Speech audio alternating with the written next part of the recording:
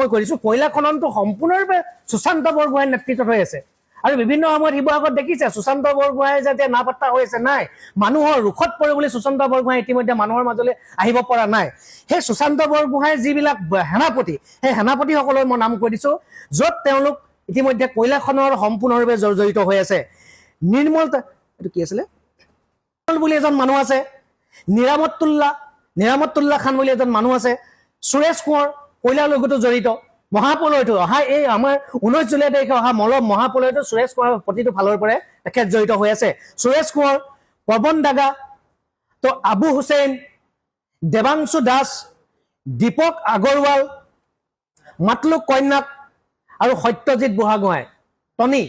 তেখেতৰ শ্বৰ্ট নামটো টনি বুলি ক'লে সকলোৱে চিনি পায় আচলতে এই বিহুবৰ অঞ্চলৰ এই যিটো কয়লাৰ যিটো সিন্ডিকেট এই খনন কাৰ্যৰ লগত জড়িত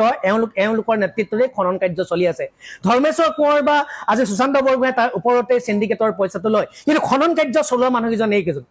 এই সেনাপতিকেইজনে খনন কাৰ্য চলাই আছে সুৰেশ কোঁৱৰ কয়লাৰ লগতো জড়িত আছে সুৰেশ কোঁৱৰ শিল খননৰ লগতো জড়িত আছে ময়ূৰ বৰগোহাঁই সুৰেশ কোঁৱৰ লগ লাগি শিল খনন কৰি আছে যাৰ বাবে মহাপ্ৰলয় নামি আহিল কয়লা খননৰ লগত সুৰেশ কোঁৱৰ জড়িত আছে সত্যজিৎ বুঢ়াগোহাঁই টনি এই সিন্ডিকেটৰ বাবে ইতিমধ্যে এই আমাৰ যি মহাপ্ৰলয় নামি আহিলে তো গোটেই কথাটো হ'ল যে ক'বলৈ কিছু সময়ত লাজ লগা কথা কিছু